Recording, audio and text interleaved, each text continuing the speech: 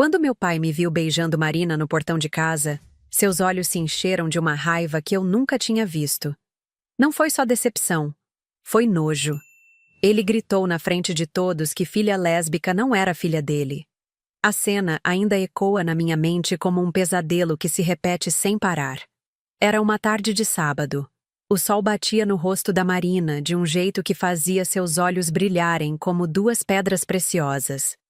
Estávamos voltando do cinema, rindo de alguma bobagem que ela tinha dito no filme. Foi natural, espontâneo. Quando ela se inclinou para me beijar ali mesmo no portão, eu não pensei em mais nada além de como meu coração disparava toda vez que seus lábios tocavam os meus. Não vi meu pai chegando. Não ouvi os passos dele na calçada. De repente, sua voz cortou o ar como uma lâmina afiada. Fernanda! O que é isso? O tom era de quem havia presenciado algo asqueroso, algo que manchava sua honra. Meu nome é Fernanda Silva Santos. Tenho 30 anos e, até aquele momento, eu acreditava ser a filha perfeita. Formada em administração pela melhor universidade particular da cidade, trabalhava na empresa da família há 5 anos. Sempre fui a que mais se dedicava, a que chegava cedo e saía tarde, a que resolvia os problemas que meus irmãos criavam e fugiam de enfrentar. Marina se afastou instintivamente, seus olhos arregalados de susto. Eu senti o sangue gelar nas minhas veias quando vi a expressão do meu pai. Não era só raiva, era repulsa, como se eu tivesse me transformado em algo abominável na frente dele. Pai, eu posso explicar? Comecei, mas ele me interrompeu com um gesto brusco da mão. Explicar o quê? Que minha filha virou uma aberração? Sua voz subiu alguns tons, e eu percebi que os vizinhos começavam a aparecer nas janelas. Filha lésbica não é filha minha! As palavras saíram da boca dele como cuspe. Cada sílaba carregada de desprezo, cada som me atingindo como um soco no estômago. Marina tentou se aproximar de mim, mas meu pai apontou o dedo na direção dela como se fosse uma arma. E você, sua influência maldita! Saia daqui! Não quero você perto da minha família! Marina me olhou com lágrimas nos olhos, claramente assustada com a violência da reação. Eu queria protegê-la, queria gritar que meu pai não tinha o direito de tratá-la daquele jeito, mas as palavras se enroscaram na minha garganta. Por alguns segundos intermináveis, ficamos ali parados, como atores numa peça de teatro que tinham esquecido suas falas.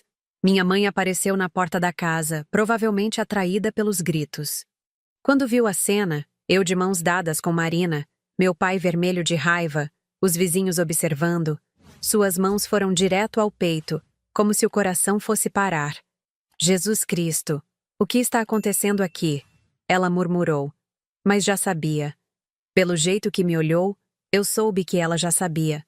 Cresci sendo a filha em quem ele mais confiava. Enquanto Ricardo, de 28 anos, gastava seu tempo entre baladas e namoradas diferentes a cada mês, e Paulo, de 25, vivia de mesada e apostas de futebol, eu era a responsável. A que cuidava dos relatórios mensais, a que ficava até às 10 da noite conferindo as finanças, a que atendia os clientes mais difíceis com paciência e diplomacia. Papai sempre dizia que eu tinha cabeça de homem para negócios, como se fosse o maior elogio que uma filha poderia receber. Eu sorria e agradecia, mesmo sabendo que havia algo errado naquela comparação. Por que ter competência e dedicação precisava ser coisa de homem? Por que eu não podia ser simplesmente uma boa profissional? Mas eu engolia essas questões. Engolia e seguia em frente, porque acreditava que meu valor estava no quanto eu conseguia ser útil para a família, no quanto eu conseguia ser a filha perfeita que ele esperava. Até Marina aparecer na minha vida e virar tudo de cabeça para baixo. Conheci ela num curso de especialização em gestão financeira. Era professora de matemática numa escola municipal. Tinha 28 anos e um sorriso que iluminava qualquer ambiente. No primeiro dia de aula, ela se sentou ao meu lado e me ofereceu metade do sanduíche que havia trazido. Você parece nervosa, disse. E comida sempre me acalma. Eu não estava nervosa. Estava aterrorizada. Não pelo curso, mas pela forma como meu coração acelerava toda vez que ela falava comigo. Aos 30 anos, eu nunca havia sentido nada parecido. Nem com os namorados que tive para agradar minha família, nem com os pretendentes que meus pais faziam questão de apresentar nos almoços de domingo. Com Marina, tudo era diferente. Ela me fazia rir de coisas bobas. Me ouvia falar sobre trabalho sem aquela expressão de tédio que eu estava acostumada a ver nos rostos masculinos. Quando falava sobre os alunos dela, seus olhos brilhavam de uma forma que me fazia querer ouvir suas histórias para sempre. Foram 3 meses de amizade antes que eu admitisse para mim mesma o que estava sentindo. Mais 2 meses antes que tivesse coragem de falar com ela sobre isso. E quando finalmente falei, quando finalmente coloquei em palavras o que sentia, Marina me disse que estava esperando por esse momento desde o primeiro dia. Eu sabia que você ia chegar até aqui, disse, segurando minha mão. Só não sabia quando. Pela primeira vez na vida, me senti completa. Não conseguia mais fingir. Não conseguia mais forçar sorrisos em encontros com homens que minha família aprovava. Não conseguia mais esconder quem eu realmente era, nem de mim mesma, nem de Marina. Quando finalmente tive coragem de assumir meus sentimentos, achei que o amor que meu pai sempre demonstrou por mim seria mais forte que qualquer preconceito. Achei que ele veria o quanto eu era feliz e que isso seria suficiente. Achei que nossa relação, construída ao longo de 30 anos, resistiria a essa descoberta. Como eu estava enganada. Ali, parado no portão da nossa casa, meu pai parecia ter envelhecido 10 anos em questão de segundos. As rugas ao redor dos olhos ficaram mais profundas. Os ombros curvaram como se carregassem um peso insuportável. Mas não era tristeza o que eu via no rosto dele. Era vergonha. "Fernanda, entre em casa agora", disse, mas sua voz estava diferente. Fria, distante. "Nós temos que conversar." Marina apertou minha mão uma última vez antes de se afastar. "Me liga mais tarde", sussurrou, tentando me passar um pouco da sua força através do toque. Eu entrei em casa como uma condenada caminhando para a execução. Minha mãe fechou a porta atrás de nós e foi direto para a cozinha, suas mãos tremendo enquanto colocava água no fogo para fazer café. Era o que ela sempre fazia quando ficava nervosa. Preparava café para todo mundo, mesmo que ninguém quisesse beber. Meu pai se sentou na poltrona dele, aquela de couro marrom que ocupava há mais de 15 anos. Eu permaneci de pé, porque de alguma forma intuí que ele não me convidaria para sentar. O silêncio se estendeu entre nós como um abismo que crescia a cada segundo. 30 anos, ele disse finalmente, olhando para as próprias mãos. 30 anos eu criei você, dei tudo o que você precisou, botei você na universidade, te trouxe para trabalhar comigo. E é assim que você me paga? Pai, não é sobre pagamento. Não é?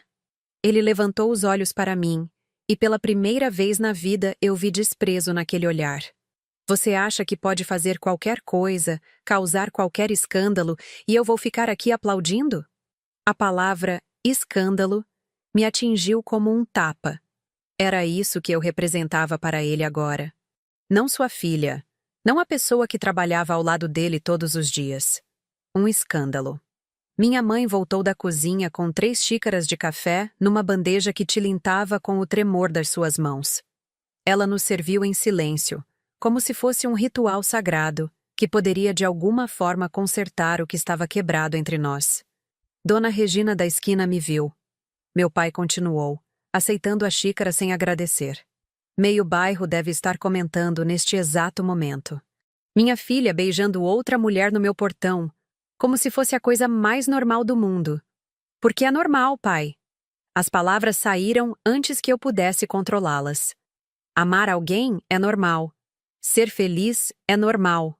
Ele colocou a xícara no pires com tanta força que pensei que fosse quebrar. Normal? Repetiu, a voz subindo novamente.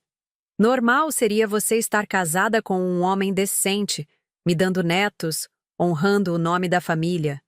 Isso que você está fazendo é aberração.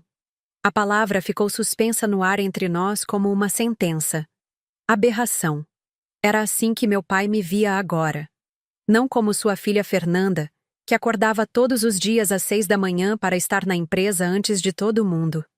Não como a mulher que conhecia todos os clientes pelo nome e resolvia problemas que ele nem sabia que existiam. Uma aberração. Minha mãe começou a chorar baixinho, as lágrimas pingando no café intocado. Fernanda, minha filha, disse entre soluços, isso é uma fase, não é? Você vai superar isso, vai ver que é só confusão. Fase. Como se 30 anos de vida não fossem suficientes para eu saber quem eu era. Como se os sentimentos que me faziam feliz pela primeira vez fossem apenas uma confusão passageira. Não é uma fase, mãe, respondi, tentando manter a voz firme. Eu amo a Marina, e ela me ama. É isso. Meu pai bateu o punho na mesa de centro, fazendo as xícaras tremularem. Então escolha, gritou. Ou essa mulher ou sua família. As palavras saíram da boca dele como uma bala. Diretas, certeiras, fatais. Ele estava me forçando a escolher entre duas partes de mim que eu não conseguia separar. Como se fosse possível arrancar metade do meu coração e continuar viva. Pai, por favor, não faça isso. Eu estou fazendo nada! Ele berrou, levantando da poltrona. Quem está fazendo é você. Você que está destruindo esta família com essa palhaçada. Palhaçada. Mais uma palavra para definir meu amor. Minha felicidade, minha verdade. Para ele, eu havia me transformado numa piada de mau gosto. O relógio da sala bateu 7 da noite. Em circunstâncias normais, seria a hora de preparar o jantar, de conversar sobre o dia, de planejar a semana seguinte. Mas nada ali era normal. Tudo havia mudado em questão de minutos, e eu sabia que não havia mais volta. Meu pai me olhou por alguns segundos que pareceram eternos. Então, com uma voz que eu nunca havia ouvido antes, fria e definitiva como um decreto, ele disse: Você tem até amanhã para decidir. Ou sua família, ou essa aberração que você chama de amor. E saiu da sala, deixando-me ali parada com minha mãe, que chorava cada vez mais alto, e com as 3 xícaras de café esfriando sobre a mesa de centro. Naquela noite, não consegui dormir. Fiquei deitada olhando para o teto do meu quarto, o mesmo teto que eu conhecia desde criança, tentando entender como minha vida havia desmoronado em questão de minutos.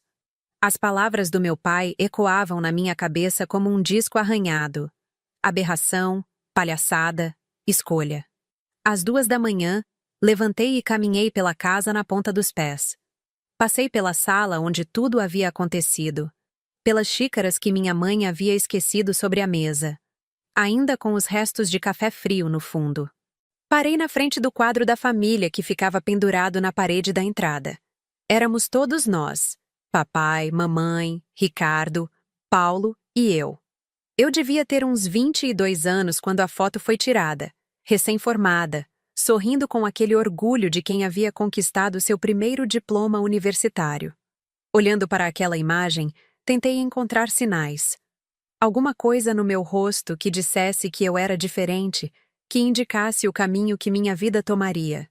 Mas não havia nada. Só uma menina feliz, segurando o canudo do diploma, cercada pela família que a amava. Ou que eu pensava que me amava. Liguei para Marina às 6 da manhã. Sua voz estava rouca de sono, mas ficou alerta imediatamente quando ouviu meu tom. Como foi? Perguntou, mesmo já sabendo a resposta pelo meu silêncio. Ele me deu um ultimato. Respondi, sentada na cozinha, olhando pela janela para o quintal onde costumávamos fazer churrascos em família. Ou você, ou eles. Marina ficou quieta por alguns segundos. Quando falou novamente, sua voz estava firme, mas eu podia sentir a dor por trás dela. E você sabe qual é sua resposta? Era uma pergunta simples, mas carregava o peso do mundo. Eu sabia. No fundo do meu coração, eu sempre soube. Mas falar em voz alta faria tudo real, definitivo, irreversível. Eu escolho você, disse. E as lágrimas que eu estava segurando desde a noite anterior finalmente começaram a rolar pelo meu rosto. Eu escolho a verdade. Quando cheguei na empresa na segunda-feira, tudo parecia normal. Minha mesa estava no mesmo lugar, meus arquivos organizados como sempre, Os funcionários me cumprimentaram como faziam todos os dias. Por um momento, pensei que talvez meu pai tivesse mudado de ideia, que a noite de domingo havia sido só uma explosão momentânea de raiva. Como eu estava enganada. Às 10 da manhã, ele me chamou na sala dele. Entrei esperando uma conversa, talvez até um pedido de desculpas. O que encontrei foi um homem que eu não reconhecia. Meu pai estava sentado atrás da mesa, formal, distante, como se eu fosse uma funcionária qualquer que estava sendo demitida por justa causa. Fernanda, disse sem me olhar nos olhos, sua presença aqui não é mais bem-vinda. As palavras me atingiram como um soco no estômago. Pai, o quê? Não sou mais seu pai, respondeu, finalmente levantando os olhos. E você não trabalha mais aqui. Fale com recursos humanos sobre seus direitos trabalhistas. Minha boca se abriu e fechou várias vezes antes que eu conseguisse formar uma palavra. Você está me demitindo? Depois de 5 anos? Estou me livrando de um problema, disse, voltando a olhar para os papéis na mesa. Não posso ter funcionários que mancham a reputação da empresa. Funcionários. Era assim que ele me via agora. Não sua filha, não a pessoa que havia dedicado os últimos 5 anos da vida para construir aquela empresa junto com ele.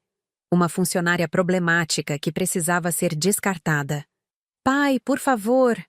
Eu disse que não sou mais seu pai. Ele bateu a mão na mesa, fazendo os porta-lápis pularem. Agora saia da minha empresa antes que eu chame a segurança. Saí daquela sala como um fantasma. Os funcionários me olhavam com curiosidade e pena, provavelmente já sabendo que algo grave havia acontecido. Peguei minhas coisas pessoais da mesa, colocando no mesmo saco plástico que usava para levar almoço todos os dias. A caneca que ganhei no meu primeiro dia de trabalho, a foto minha com Marina que ficava ao lado do computador, o pequeno cacto que eu regava religiosamente toda sexta-feira. 5 anos de trabalho cabiam num saco plástico. Ricardo estava na sala de reuniões quando passei. Nossos olhos se cruzaram através do vidro, e por um momento pensei que ele fosse sair para falar comigo. Pensei que meu irmão mais velho, que eu sempre protegi das consequências dos seus erros, fosse me defender. Mas ele apenas desviou o olhar e continuou fingindo prestar atenção na apresentação que rolava no projetor. Paulo nem estava lá. Provavelmente ainda dormindo, como fazia na maioria das manhãs de segunda-feira, recuperando-se da ressaca do fim de semana. Na terça-feira, tentei ir em casa para pegar algumas roupas. As fechaduras haviam sido trocadas. Toquei a campainha e foi minha mãe quem atendeu, mas não abriu o portão. Ficamos conversando através das grades, como se eu fosse uma estranha pedindo informações. Mãe, preciso pegar minhas coisas. Ela estava com os olhos inchados de chorar. Seu pai disse que não quer você aqui, filha. Mas são minhas coisas, minhas roupas, meus livros, meus documentos. Ele colocou tudo em caixas. Disse, quase sussurrando. Está no depósito, mas disse que só entrega se você voltar ao normal. Normal. Lá estava aquela palavra de novo. Como se existisse um manual de instruções para ser humano, e eu tivesse quebrado as regras. Mãe, você não vai me defender? Nem um pouquinho? Ela segurou as grades do portão com as 2 mãos, os nós dos dedos ficando brancos de tanta força. Fernanda, minha filha, por que você não tenta? Por que não procura um psicólogo, um padre, alguém que possa te ajudar a superar isso? Superar. Como se o amor fosse uma doença. Como se a felicidade fosse um sintoma que precisava ser curado. Porque não tem nada para superar, mãe. Eu sou assim. Sempre fui. A única diferença é que agora eu tenho coragem de ser feliz. Ela começou a chorar mais forte. Mas e a família? E nós? Você vai nos abandonar por causa de uma mulher? Eu não estou abandonando vocês, respondi, tentando manter a voz calma. Vocês é que estão me abandonando. Eu sou a mesma pessoa que sempre fui. A única coisa que mudou é que vocês descobriram quem eu realmente sou.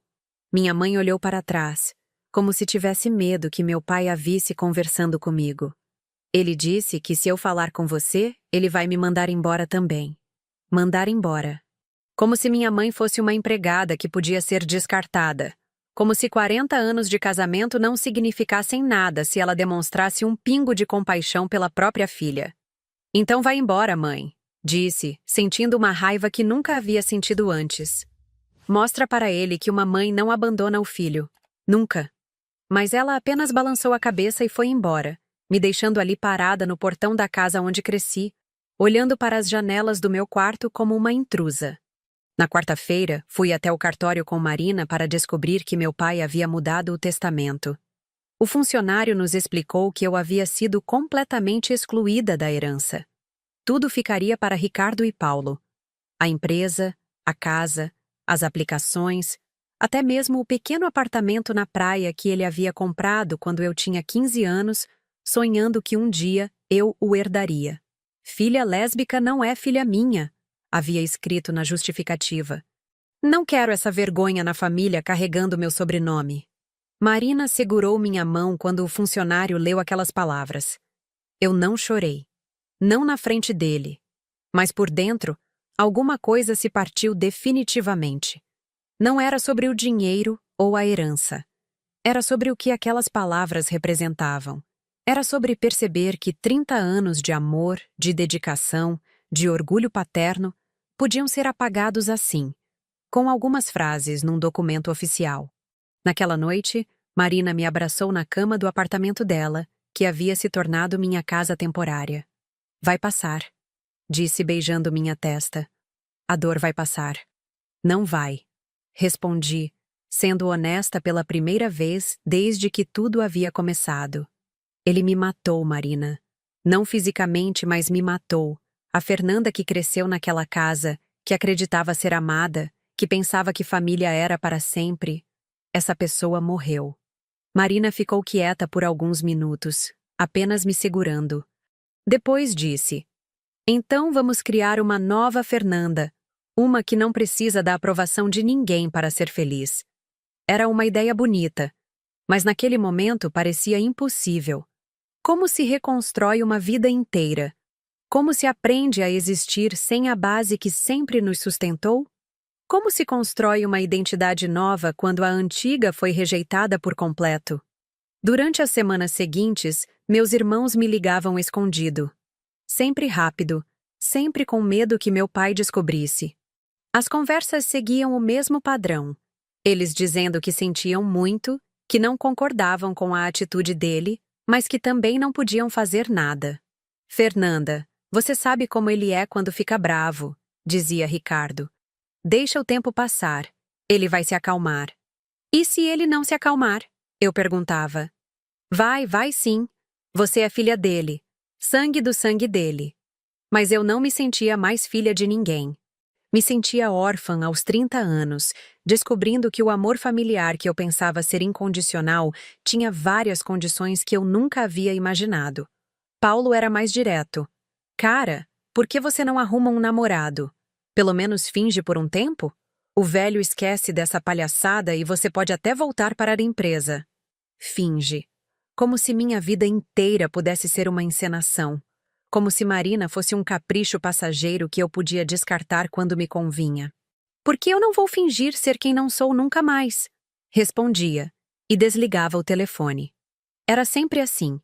Eles queriam que eu voltasse atrás, que negasse meus sentimentos, que transformasse Marina num erro que eu havia cometido e do qual me arrependia.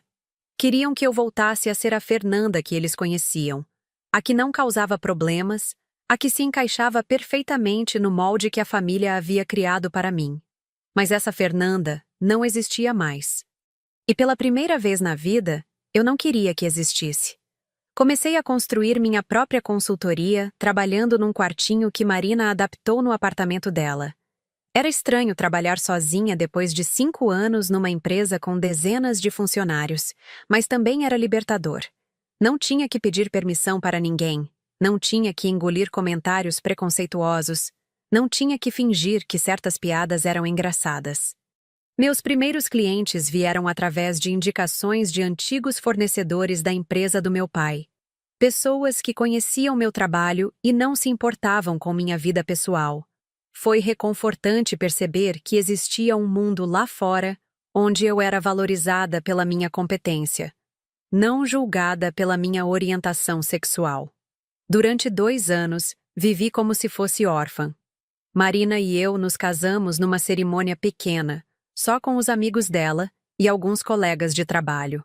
Compramos nossa própria casa, um sobrado pequeno mas aconchegante num bairro onde ninguém nos conhecia e ninguém se importava com quem éramos. Era uma vida boa, uma vida honesta, uma vida onde eu podia ser eu mesma sem medo, sem máscaras, sem fingimentos. Mas mesmo assim, havia um buraco no meu peito que não cicatrizava. A ausência da minha família era como uma dor fantasma, um membro amputado que ainda doía mesmo não estando mais lá. Às vezes, passava na frente da empresa. Via meu pai chegando de manhã, meus irmãos entrando e saindo. A vida seguindo como se eu nunca tivesse existido. Como se 5 anos de trabalho, 30 anos de filha, não significassem nada. Em algumas dessas ocasiões, nossos olhares se cruzavam. Eu via meu pai me reconhecer. Via alguma coisa passar pelos olhos dele. Dor, talvez, ou saudade. Mas então ele desviava o rosto e seguia em frente, como se eu fosse uma estranha na rua. Era nesses momentos que eu percebia que a dor não era só minha. Que do outro lado daquela parede de orgulho e preconceito, existia um homem que havia perdido uma filha. E que talvez, só talvez, ele também sofria com essa perda. Mas o orgulho é uma coisa poderosa. E às vezes, ele é mais forte que o amor. O tempo tem uma forma estranha de curar e de machucar ao mesmo tempo. 2 anos se passaram como se fossem 2 décadas. Marina e eu construímos uma rotina que funcionava. Ela saía cedo para dar aula, eu trabalhava em casa atendendo meus clientes, nos encontrávamos no final da tarde para conversar sobre o dia. Era uma vida simples, mas genuína. Minha consultoria cresceu mais do que eu esperava. Comecei com 3 clientes pequenos e terminei o 2º ano com uma carteira de 15 empresas, algumas até maiores que o negócio do meu pai. Era irônico.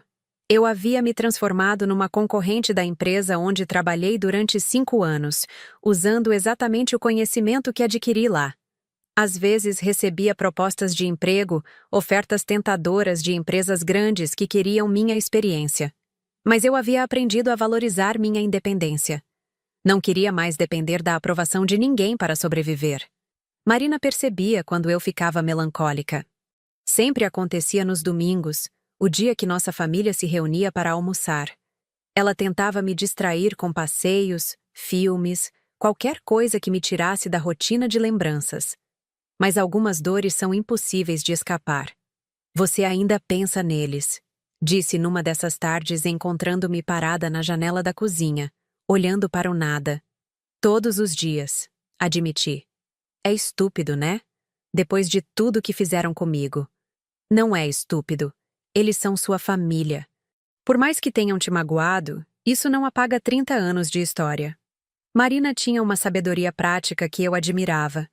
Vinha de uma família simples, mas unida. Os pais dela nos aceitaram desde o primeiro encontro, me trataram como filha desde o início. Era reconfortante, mas também doloroso. Ver como as coisas podiam ser diferentes, como o amor podia ser realmente incondicional. Minha mãe me ligou ontem. Contei, ainda olhando pela janela. Você não me disse nada. Porque não deu tempo. Ela desligou quando ouviu a voz do meu pai ao fundo. Falou só 2 palavras. Sinto saudade. Marina se aproximou e me abraçou por trás. Pelo menos ela tentou. Tentou o quê? 2 anos depois, uma ligação de 10 segundos é tentar? Eu sabia que estava sendo injusta. Minha mãe vivia num dilema impossível. Escolher entre o marido e a filha. Mas a raiva ainda estava lá. Fermentando. Crescendo como uma planta venenosa que eu não conseguia arrancar. Ricardo me procurou algumas vezes durante esses 2 anos. Sempre de forma discreta. Sempre pedindo para nos encontrarmos longe de casa, longe da empresa. Nossos encontros eram constrangedores, cheios de silêncios e palavras não ditas. Ele está mais fechado, dizia, mexendo no café que não bebia. Trabalha até mais tarde. Fala menos em casa. Às vezes fico com a impressão de que ele sente sua falta, mas é orgulhoso demais para admitir. E você? Eu perguntava. Sente minha falta? Ricardo sempre hesitava antes de responder. Sinto, mas também não sei o que fazer. Você conhece o jeito dele. Quando toma uma decisão, é lei. Era sempre assim. Meus irmãos reconheciam que a situação estava errada, mas não tinham coragem de enfrentar meu pai. Preferiam manter o status quo, mesmo que isso significasse me perder para sempre. Paulo era diferente. Mais jovem, mais impulsivo, também mais covarde.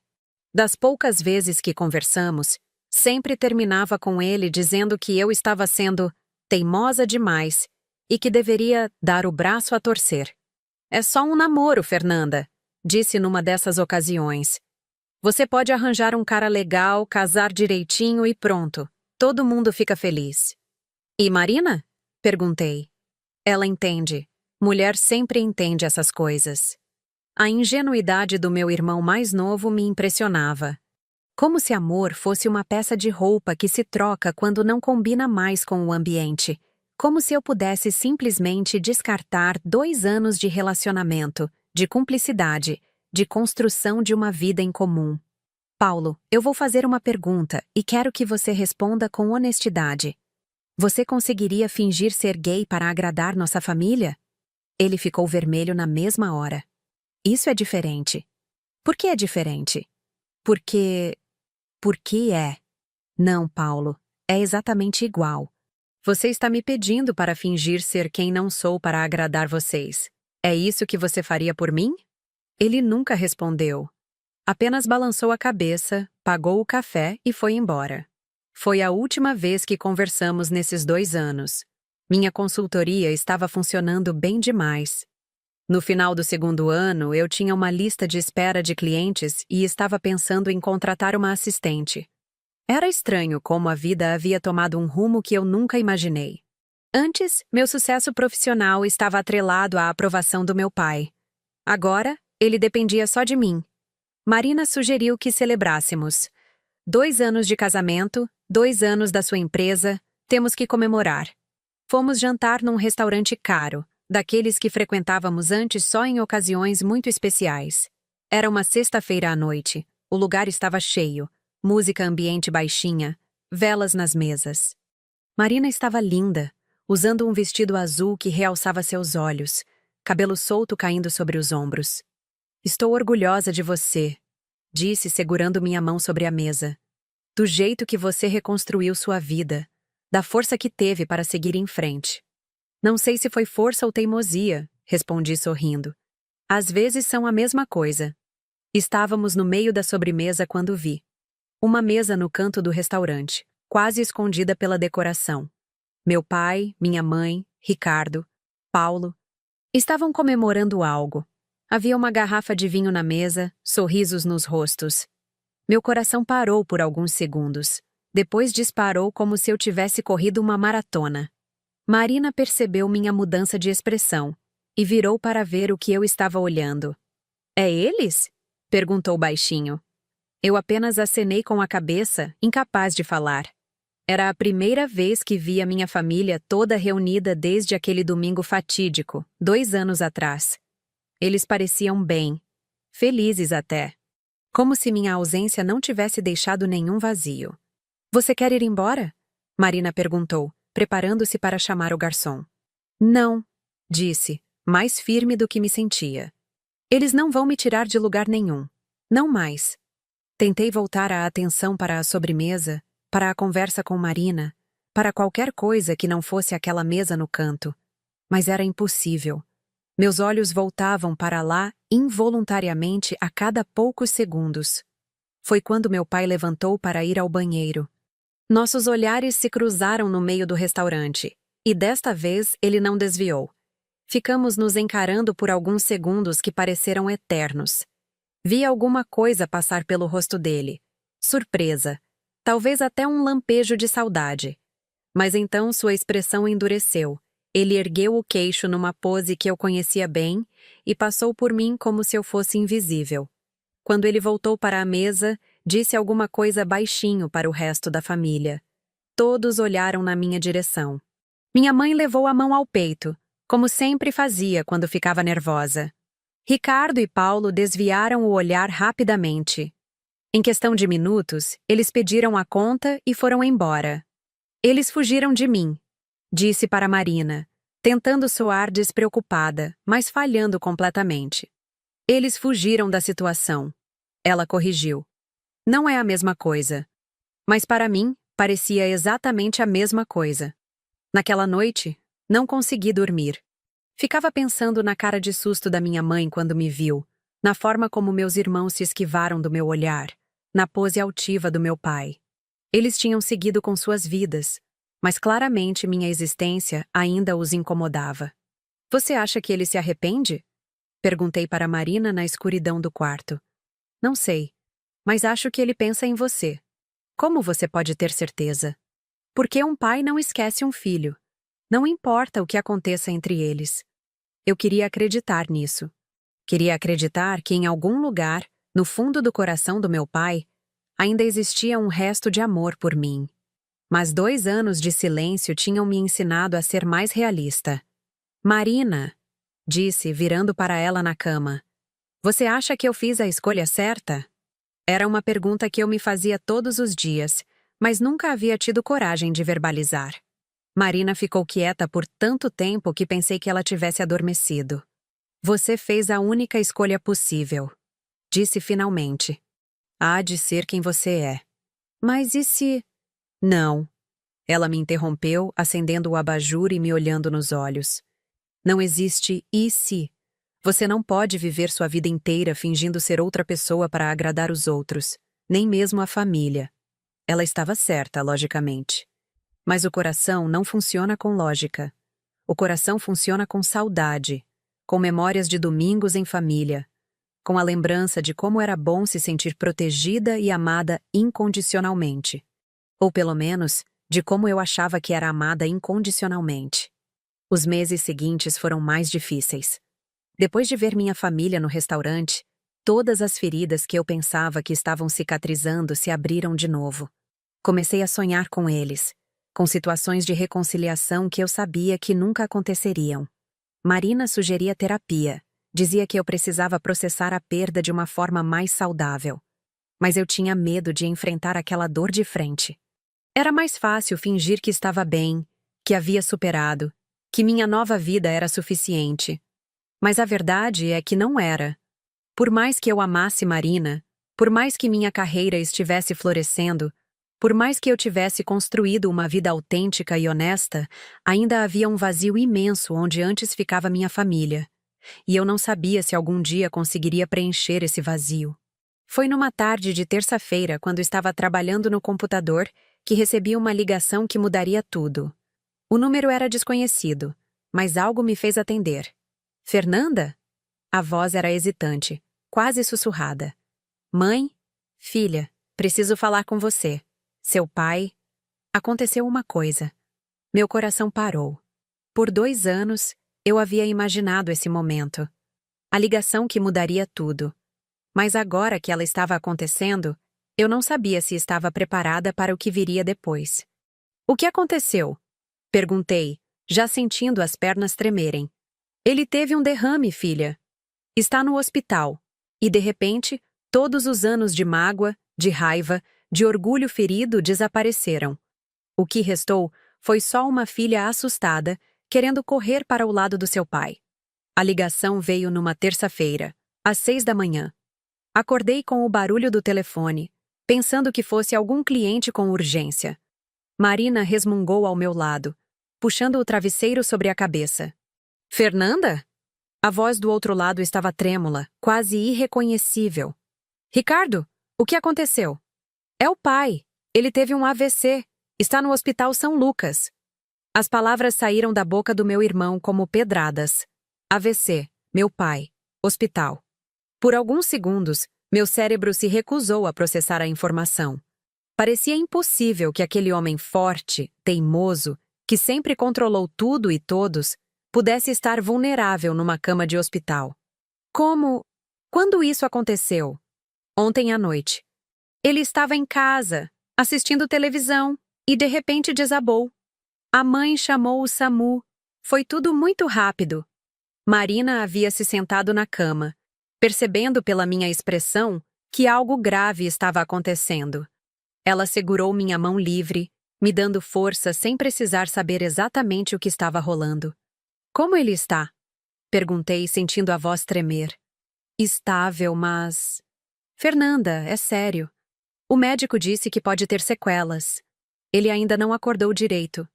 Desliguei o telefone e fiquei parada, olhando para o aparelho como se ele pudesse me dar mais informações. Marina me abraçou, esperando que eu explicasse o que havia acontecido. Meu pai teve um derrame, disse, e foi só quando falei em voz alta que a realidade me atingiu em cheio. Preciso ir para o hospital. Eu vou com você, Marina disse, já se levantando da cama. Não sei se é uma boa ideia. Eles vão estar todos lá. Exatamente por isso você não vai sozinha. O Hospital São Lucas ficava do outro lado da cidade. Durante todo o trajeto de táxi, minha mente não parava. Duas questões se revezavam na minha cabeça. A preocupação genuína com o estado do meu pai e o medo de como minha família reagiria ao me ver ali. Quando chegamos no hospital, vi Ricardo na recepção, falando com uma enfermeira. Ele estava pálido, com aquela expressão de quem não dormiu a noite toda.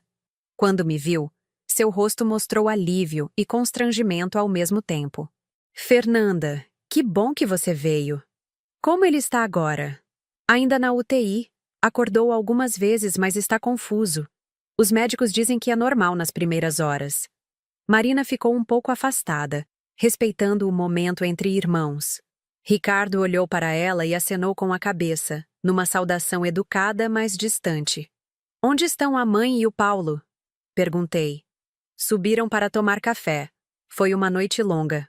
Ficamos alguns minutos em silêncio, sem saber muito bem o que dizer. 2 anos de distância não se superam com algumas frases de cortesia. Quando minha mãe e Paulo apareceram no elevador, a situação ficou ainda mais tensa. Minha mãe me viu e começou a chorar na mesma hora. Veio até mim e me abraçou como se eu fosse uma criança perdida que finalmente havia voltado para casa. Minha filha, repetia, me apertando forte. Minha filha. Paulo ficou mais reservado, mas também me cumprimentou. Olhou para Marina com curiosidade, mas não disse nada. Era óbvio que ninguém sabia muito bem como lidar com a situação. Posso vê-lo? Perguntei. Só família, disse Ricardo, e imediatamente percebeu a ironia da frase. 2 anos atrás, meu pai havia deixado claro que eu não era mais família dele. Eu sou filha dele, respondi, mais firme do que me sentia. O médico responsável pelo caso, Dr. Henrique, era um homem de uns 50 anos, cabelos grisalhos, ar cansado de quem estava acostumado a dar notícias difíceis. Ele nos reuniu numa salinha para explicar a situação. O AVC foi extenso, atingiu principalmente o lado esquerdo do cérebro. Isso significa que ele pode ter dificuldades de fala e movimento do lado direito do corpo. Ainda é cedo para dizer qual será o nível de recuperação. Ele vai ficar bem? Minha mãe perguntou, segurando um lenço de papel já encharcado. Ele vai precisar de muito cuidado, fisioterapia, acompanhamento médico constante. Não podemos garantir uma recuperação completa. As palavras do médico caíram sobre nós como um peso. Meu pai, que sempre foi a figura mais forte da família, agora precisaria de cuidados como uma criança. Quanto tempo ele vai ficar internado? Perguntou Paulo. Pelo menos 2 semanas na UTI, depois mais algumas semanas na enfermaria. Quando receber alta, vai precisar de cuidados especiais em casa. Foi quando a realidade começou a bater. Cuidados especiais significavam gastos. Muito gastos. Enfermeiras, fisioterapeutas, medicamentos, equipamentos. Olhei para meus irmãos e vi a mesma preocupação estampada nos rostos deles. Quanto isso vai custar? Ricardo perguntou numa voz quase inaudível. Dr. Henrique hesitou antes de responder. Olha, só o tratamento hospitalar já vai sair em torno de R$ 60 mil. Depois, os cuidados domiciliares. Uns R$ 4.500 por mês, no mínimo. R$ 4.500 por mês. Vi meus irmãos empalidecerem. Eu sabia quanto eles ganhavam. Ou melhor, quanto recebiam de mesada do meu pai. Ricardo levava uns R$ 3.000 mensais da empresa, mais para aparecer do que para trabalhar de verdade. Paulo vivia com R$ 2.500 que meu pai depositava na conta dele todo mês. Nenhum dos dois tinha economias. Nenhum dos dois havia se preparado para uma situação como essa. E o plano de saúde? Minha mãe perguntou. Cobre parte do tratamento hospitalar, mas os cuidados domiciliares ficam por conta da família. Saímos da conversa com o médico em silêncio, cada um perdido nos próprios pensamentos, tentando processar não apenas o estado de saúde do meu pai, mas também as implicações práticas da situação. Foi Paulo quem quebrou o silêncio. Como vamos pagar isso tudo? A pergunta ficou suspensa no ar. Ricardo olhava para o chão, minha mãe secava as lágrimas, e eu me sentia como uma estranha assistindo aos problemas de uma família que não era mais minha. A empresa tem alguma reserva? Perguntei, tentando ser prática. Pouca coisa, Ricardo admitiu. O pai sempre reinvestia tudo no negócio. Não sobra muito no final do mês. E a aposentadoria dele? R$ 2.400. Não era nem metade do que seria necessário para os cuidados médicos. A matemática era cruel. Meu pai precisava de pelo menos R$ 4.500 por mês só para os cuidados básicos, mas a família só tinha R$ 2.400 de renda garantida. Nos dias seguintes, a situação ficou mais clara. Meu pai havia acordado, mas estava confuso e com dificuldades para falar. O lado direito do corpo estava parcialmente paralisado. Era doloroso vê-lo assim, tão frágil, tão dependente. Eu voltava ao hospital todos os dias. Não por obrigação, mas porque descobri que ainda o amava. Apesar de tudo que havia acontecido entre nós, apesar da rejeição, das palavras cruéis, do abandono. Ele ainda era meu pai. Marina me acompanhava às vezes, ficando na recepção ou na cafeteria enquanto eu subia para a UTI. Ela entendia que eu precisava daquele tempo, daquele processo de reconexão com uma parte de mim que havia sido brutalmente cortada 2 anos atrás. Foi na sexta-feira da primeira semana que tudo desmoronou. Cheguei no hospital e não vi meus irmãos por lugar nenhum. Apenas minha mãe, sentada sozinha na sala de espera, com uma expressão de desespero que eu nunca havia visto antes. Onde estão Ricardo e Paulo? Perguntei. Ela demorou para responder, como se as palavras fossem difíceis demais para sair. Eles sumiram, filha. Como assim sumiram? Ontem o médico confirmou que seu pai vai precisar de cuidados permanentes, que a conta do hospital já passou dos R$ 20.000. Quando perceberam que herdar significava também assumir responsabilidades, eles desapareceram. Senti o chão se abrir debaixo dos meus pés. Desapareceram como? Ricardo esvaziou a conta da empresa ontem à noite. Paulo pegou o dinheiro que tinha na poupança. Os dois saíram de casa sem dizer para onde iam. Deixaram só um bilhete dizendo que não podiam arcar com os custos. A revelação me atingiu como um murro no estômago. Os filhos perfeitos, os herdeiros escolhidos, haviam abandonado meu pai no momento em que ele mais precisava deles. Quando perceberam que ser filho não significava apenas receber herança, mas também assumir responsabilidades, eles fugiram como ratos de um navio afundando. E agora? Perguntei, já sabendo a resposta.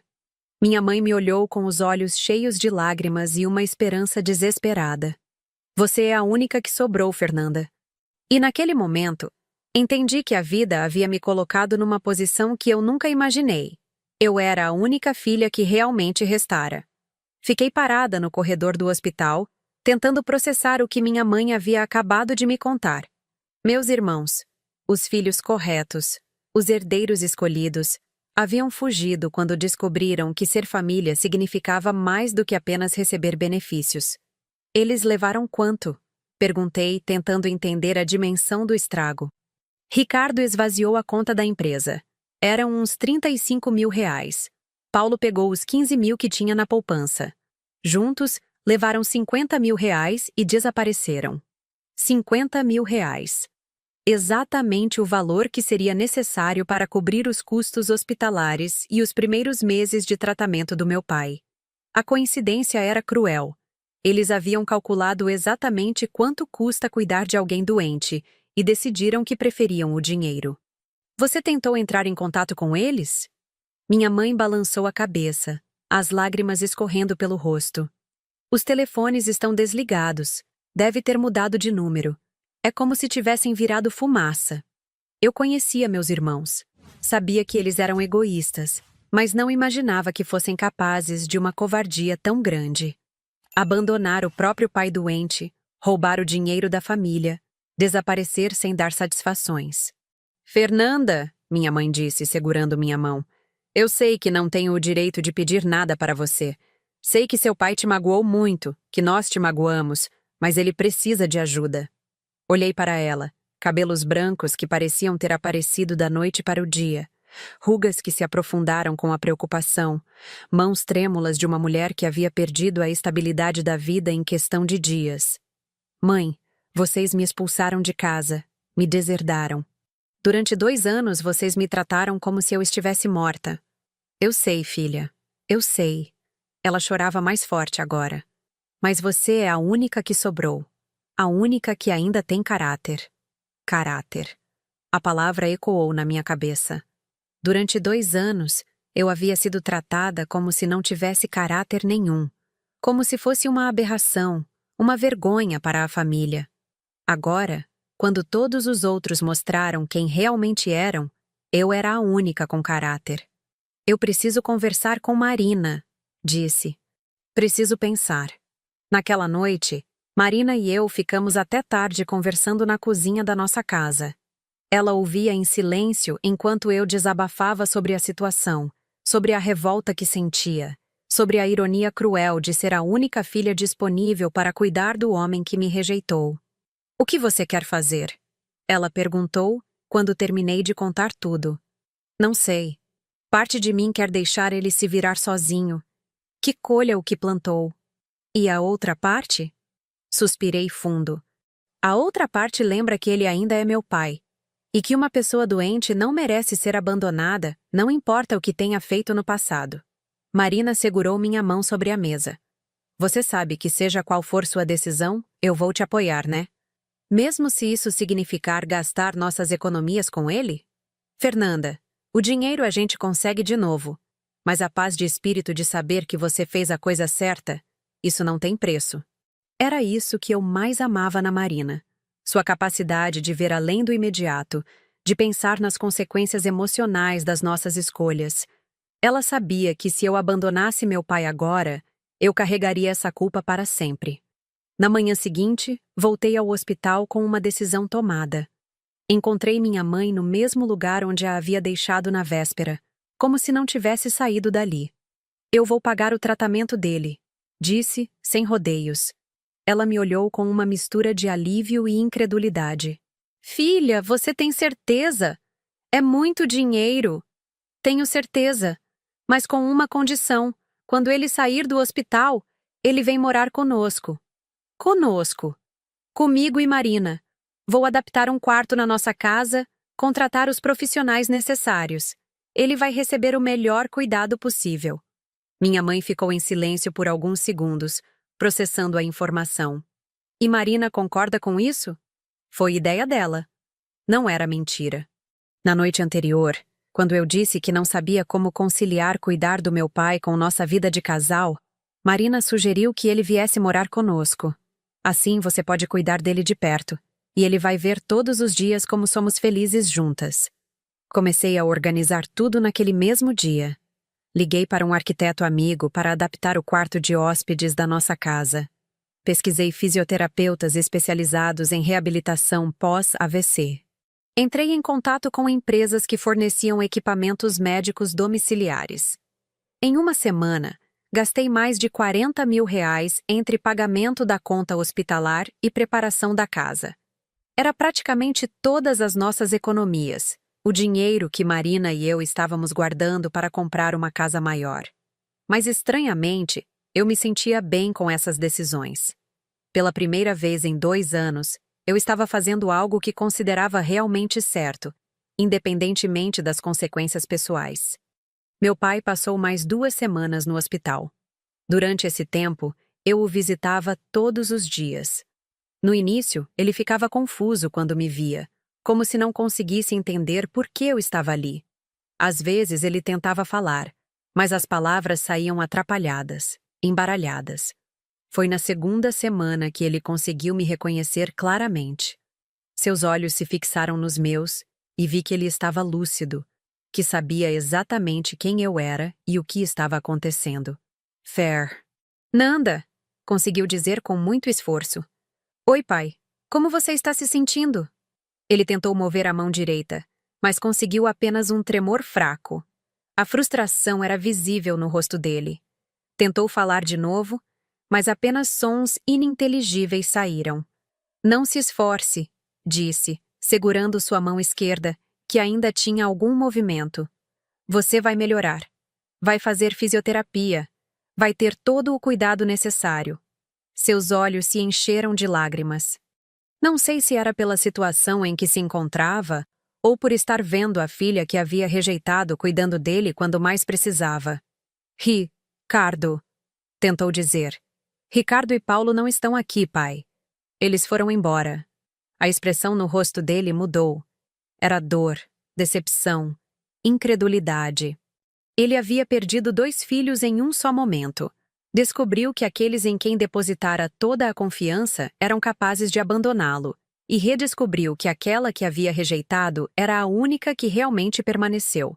No dia da alta hospitalar, organizei uma ambulância para levar meu pai direto para nossa casa. Marina havia tirado o dia de folga para nos ajudar na chegada.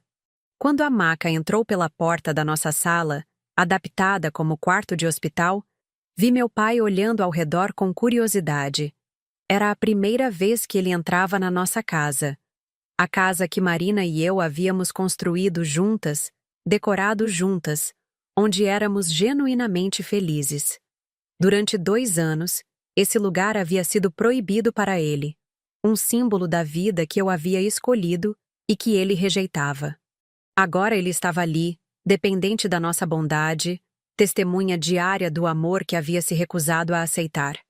A primeira semana foi difícil. Meu pai estava frustrado com suas limitações, irritado por precisar de ajuda para tudo.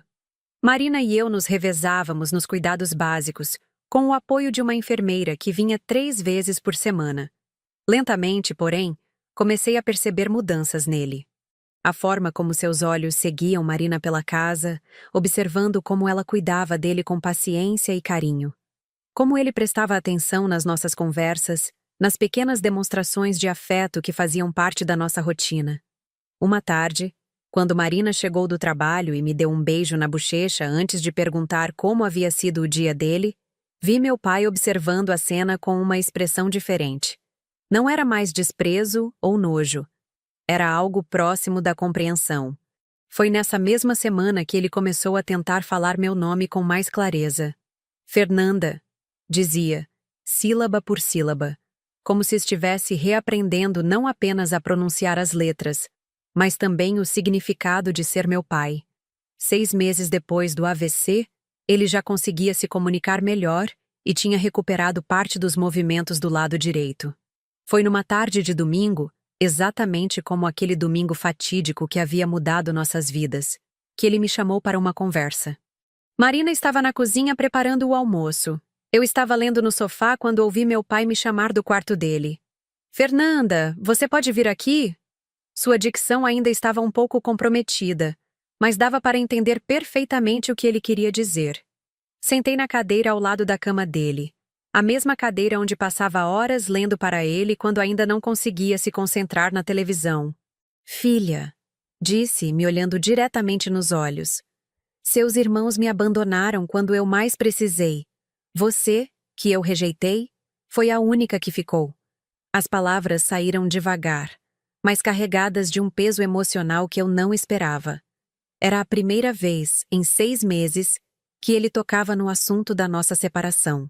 Perdão não é uma palavra grande o suficiente para o que eu fiz, continuou, sua voz trêmula de emoção.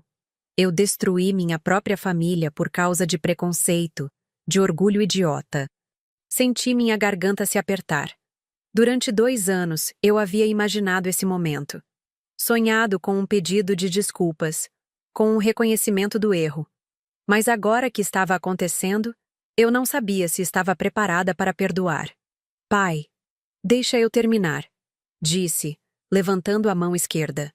Marina cuidou de mim como se eu fosse família dela. Como se eu não tivesse falado aquelas coisas horríveis sobre vocês. Ela tem mais coração que meus próprios filhos. Seus olhos se encheram de lágrimas. Eu perdi 2 filhos por orgulho. Não quero perder a terceira por teimosia. Terceira? Marina, disse como se fosse óbvio. Ela é minha filha também agora. Se vocês me aceitarem de volta. Fiquei em silêncio por alguns minutos, tentando processar tudo o que ele havia dito. Era mais do que eu esperava. Mais do que eu havia sonhado. Não era apenas um pedido de desculpas. Era um reconhecimento completo de que havia estado errado. Por que agora?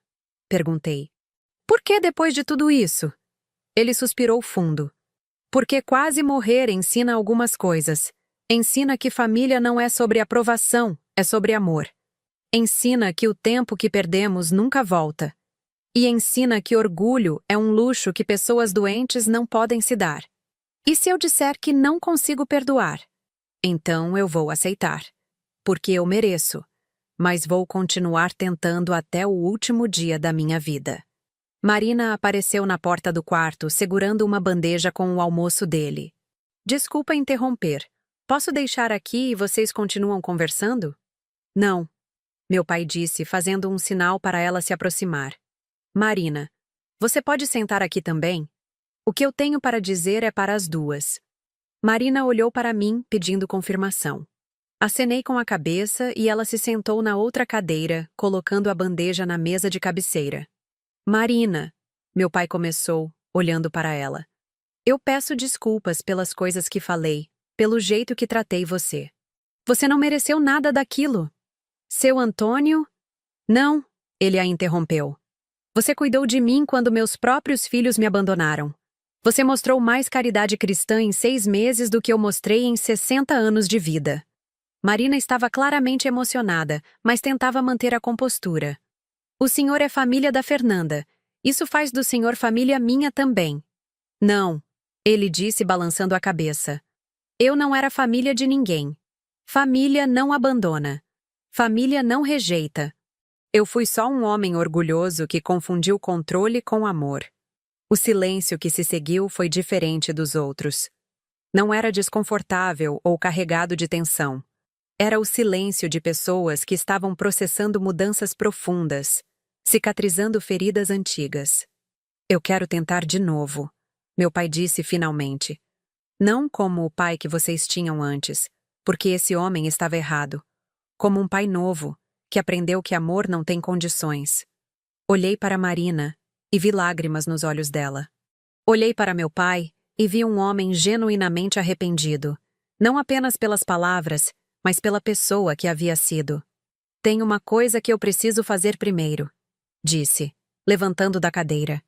Algo que deveria ter feito há 6 meses. Saí do quarto e voltei alguns minutos depois com meu telefone na mão. Disquei um número que sabia de cor, mesmo depois de 2 anos sem usar. Alô? A voz do outro lado era hesitante. Ricardo, sou eu, Fernanda. Silêncio do outro lado. Eu sei onde vocês estão, menti. Sei que pegaram o dinheiro da empresa e fugiram quando o papai ficou doente. Fernanda, a gente pode explicar. Não precisa explicar nada. Só quero que saiba que papai está bem. Está morando aqui em casa, fazendo fisioterapia, se recuperando, sem a ajuda de vocês. Como? Eu paguei tudo. O hospital, o tratamento, os equipamentos, R$ 52 mil. Exatamente a quantia que vocês roubaram dele. Ouvi minha mãe engasgar do outro lado da linha. Ela estava ouvindo a conversa pelo viva-voz. E sabe o que mais, Ricardo? Ele me perdoou. Depois de 2 anos me tratando como aberração, ele me pediu desculpas. Reconheceu que estava errado. Fernanda! Não terminei, disse, sentindo uma força que não sabia que tinha. Domingo que vem, vamos fazer um almoço em família. Eu, Marina, papai e mamãe. Os filhos que realmente importam estarão todos lá. Você não pode. Posso sim, porque família é sobre caráter, não sobre sangue. E vocês mostraram que não tem nenhum nem outro.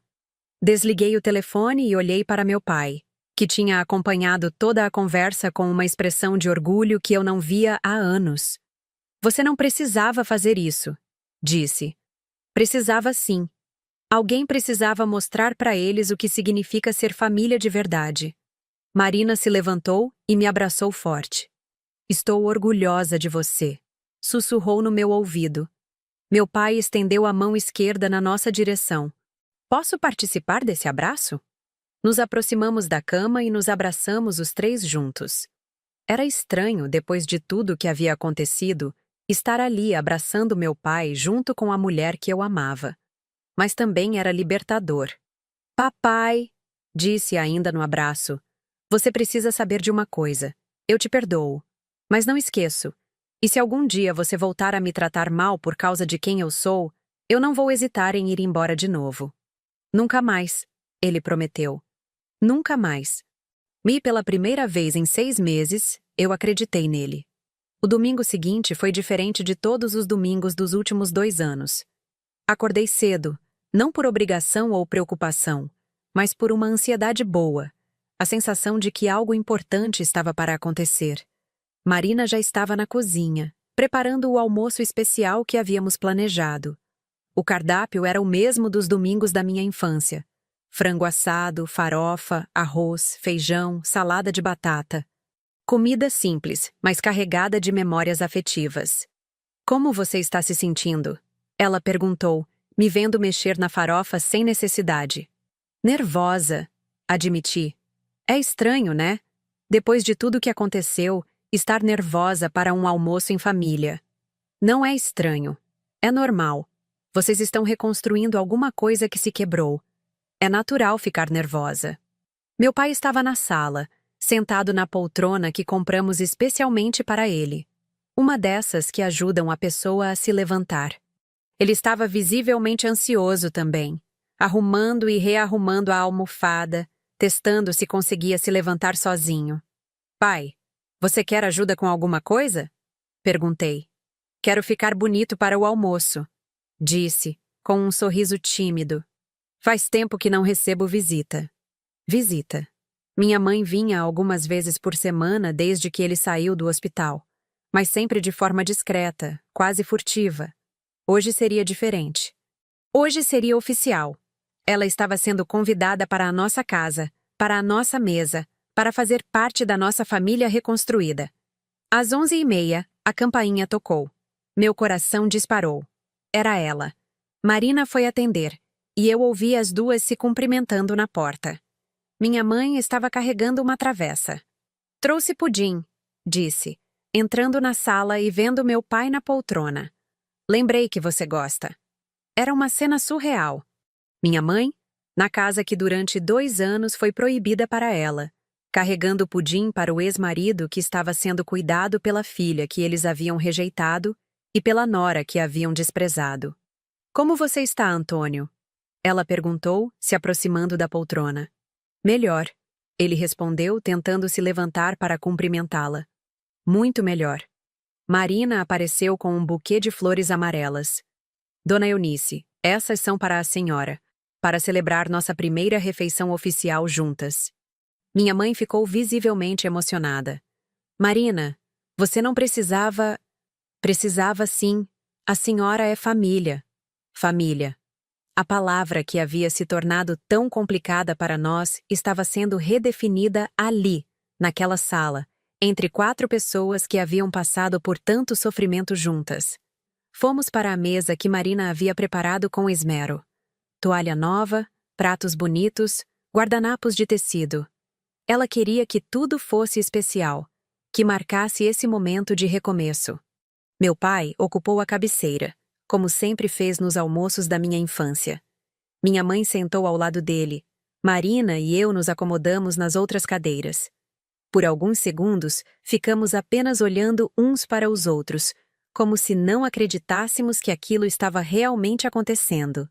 Eu gostaria de fazer um brinde, meu pai disse, levantando o copo de suco com a mão esquerda. Todos levantamos nossos copos. Fernanda é a filha mais honrada que um pai pode ter, disse, me olhando diretamente nos olhos.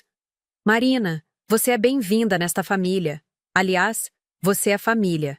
E Eunice olhou para minha mãe. Obrigado por ter criado uma filha tão corajosa. Antônio... Minha mãe começou a chorar. Deixa eu terminar. Ele continuou. Eu cometi erros. Erros graves. Perdi 2 anos da vida das pessoas que mais amo por causa de orgulho e preconceito. Mas se Deus me deu uma segunda chance, é para eu fazer diferente. Bebemos o suco em silêncio, cada um perdido nos próprios pensamentos. Era um momento solene, quase sagrado. Durante o almoço, conversamos sobre coisas simples. O tempo, as plantas do quintal, os planos de Marina para as férias escolares. Era reconfortante descobrir que ainda sabíamos fazer isso. Ser família sem drama, sem tensão, apenas aproveitando a companhia uns dos outros. Fernanda, minha mãe disse no meio da sobremesa. Eu preciso te contar uma coisa sobre seus irmãos. O clima na mesa mudou instantaneamente. Meu pai parou de comer. Marina ficou alerta. O que sobre eles? Eles voltaram. Estão morando num apartamento alugado na Zona Norte. Ricardo está tentando arrumar emprego, Paulo voltou a estudar. E? Eles querem conversar com você, querem pedir desculpas. Senti a raiva voltando. Aquela sensação familiar de injustiça que me acompanhou durante 2 anos. Agora eles querem pedir desculpas? Depois que o dinheiro acabou? Filha. Não, mãe. Eles tiveram 6 meses para aparecer. 6 meses vendo papai se recuperar, vendo eu cuidar dele, vendo como a vida de verdade funciona. E só agora, quando provavelmente estão sem dinheiro, querem conversar? Meu pai colocou o garfo no prato. Fernanda tem razão, Eunice. Eles fizeram uma escolha. Agora tem que viver com as consequências. Mas são seus filhos também, Antônio. Não, ele disse, com uma firmeza que me surpreendeu. Filhos não abandonam os pais quando eles mais precisam. Filhos não roubam da família. Filhos não desaparecem como ratos. Marina segurou minha mão debaixo da mesa, me dando apoio silencioso. Eu não vou impedir vocês de ter relacionamento com eles, disse, tentando manter a voz calma. Mas também não vou fingir que o que eles fizeram foi aceitável. Eles mostraram quem realmente são quando foi necessário fazer sacrifícios. E você mostrou quem realmente é também, meu pai completou. Mostrou que tem caráter, que tem coração, que sabe o que significa família de verdade. O resto do almoço transcorreu mais leve. Minha mãe entendeu que o assunto dos meus irmãos estava encerrado, pelo menos por enquanto.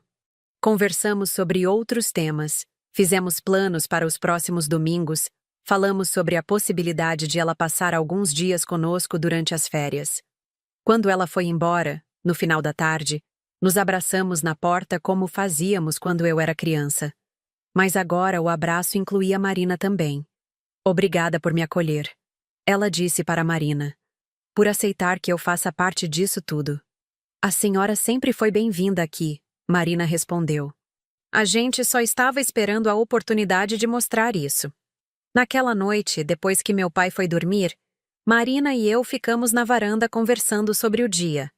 Como foi para você? Perguntei. Emocionante. Ver vocês se reconectando, construindo algo novo a partir do que se quebrou. Você não se arrepende? De tudo isso, de ter ele morando aqui, de ter gasto nossas economias? Marina me olhou com aquela expressão que eu conhecia bem, a que ela fazia quando ia dizer algo importante. Fernanda, quando decidi me casar com você, não foi só com a parte feliz e fácil da sua vida, foi com tudo. Família, problemas, história, dores. Seu pai faz parte de quem você é. Cuidar dele é cuidar de você. Mesmo depois de tudo que ele falou sobre você? Pessoas mudam. Ele mudou. E além do mais, sorriu. Agora tenho um sogro que me defende. Semana passada, quando o vizinho fez um comentário idiota sobre nós duas, seu pai quase brigou com o homem. Rimos juntas, imaginando meu pai de bengala tentando defender nossa honra. Marina, disse pegando sua mão, eu te amo. Por tudo isso, por toda a paciência, por toda a generosidade. Eu também te amo. E amo nossa família maluca e reconstruída. Nossa família. Era isso que tínhamos agora.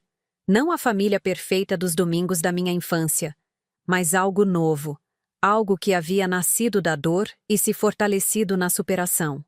3 meses depois, meu pai resolveu fazer algo que me surpreendeu completamente. Reuniu alguns dos antigos funcionários da empresa e propôs uma sociedade comigo. Ele entraria com a experiência e os contatos, eu com o conhecimento técnico e a visão moderna. Marina seria a responsável pela parte financeira. Mas eu não entendo nada de empresa, ela protestou. Você entende de números, e isso é o que importa, meu pai respondeu. Além do mais, preciso de alguém em quem confio para cuidar do dinheiro. E depois de tudo o que aconteceu, você e Fernanda são as únicas pessoas em quem confio completamente. A proposta era tentadora, mas também assustadora. Trabalhar com meu pai de novo, depois de tudo o que havia acontecido, parecia arriscado. E se não der certo? Perguntei. Aí a gente fecha a empresa e cada um segue seu caminho, mas sem brigas, sem mágoas, como pessoas civilizadas. Aceitamos a proposta. Não porque precisávamos do dinheiro, mas porque era uma oportunidade de construir algo novo junto, de transformar nossa história de separação numa história de reconstrução. No dia que assinamos os papéis da nova empresa, meu pai fez questão de incluir uma cláusula especial. 70% das cotas seriam minhas. 20% da Marina. 10% dele. Papai, isso não é justo. A ideia foi sua. A ideia foi minha. Mas quem vai fazer funcionar são vocês. E além do mais, sorriu. Preciso compensar alguns anos de testamento injusto. Não foi sobre dinheiro. Foi sobre reconhecimento. Foi sobre ele dizer, publicamente, que eu era a filha mais capaz, mais dedicada, mais merecedora da sua confiança. 1 ano depois, nossa empresa estava funcionando bem. Tínhamos 15 funcionários, uma carteira sólida de clientes e uma reputação de seriedade no mercado. Mais importante que isso, tínhamos uma família que funcionava. Meu pai se recuperou quase completamente do AVC. Ainda tinha algumas limitações motoras, mas sua mente estava afiada como sempre. Ele e Marina desenvolveram uma relação de afeto genuíno. Ele a chamava de minha outra filha. Ela o tratava com o carinho que trataria o próprio pai. Minha mãe passou a almoçar conosco todos os domingos. Às vezes ficava para jantar também, assistia filme conosco, ajudava Marina na cozinha. Era reconfortante ter uma mãe de novo, depois de 2 anos me sentindo órfã. Ricardo e Paulo tentaram se aproximar algumas vezes. Ligaram, mandaram mensagens, até apareceram na empresa uma vez. Mas eu mantive minha posição. Perdoei, mas não esqueci. Não havia mais lugar para eles na minha vida ou na minha confiança. Você não sente falta deles? Meu pai perguntou numa dessas ocasiões. Sinto falta dos irmãos que eu pensava que eles eram, respondi. Mas descobri que esses irmãos nunca existiram de verdade. E eu? Você sente falta do pai que eu era antes? A pergunta me pegou de surpresa. Pensei antes de responder. Não. O pai que você era antes me amava condicionalmente. Prefiro o pai que você é agora, que me ama pelo que eu sou. Hoje, quando olho para trás, vejo que a rejeição da minha família foi paradoxalmente o melhor que poderia ter me acontecido. Me forçou a descobrir quem eu realmente era. Me ensinou a valorizar pessoas pelo caráter e não pela conveniência. Me mostrou que família não é sobre sangue, é sobre escolha. Não esqueci a dor. Não finjo que os 2 anos de abandono não aconteceram. Mas escolhi transformar essa dor em força, essa rejeição em reconstrução, esse fim em um novo começo. Às vezes, As pessoas precisam quase perder tudo para descobrir o que realmente importa. Meu pai descobriu que amor não tem gênero, tem dignidade. Eu descobri que família verdadeira é aquela que te aceita integralmente, nos dias bons e ruins, com acertos e erros, exatamente como você é. Marina continua sendo minha parceira em tudo, no amor, nos negócios, na vida. Ela me ensinou que amar não é sobre aprovação externa, é sobre autenticidade interna. Que felicidade não é algo que se mendiga, é algo que se constrói. E construímos. Construímos uma empresa sólida, uma família funcional, uma vida honesta. Construímos sobre os escombros do que se quebrou, mas com bases muito mais firmes do que as anteriores. Hoje sei que não preciso mais da aprovação de ninguém para ser feliz. Mas é reconfortante saber que as pessoas que realmente importam me amam exatamente como sou.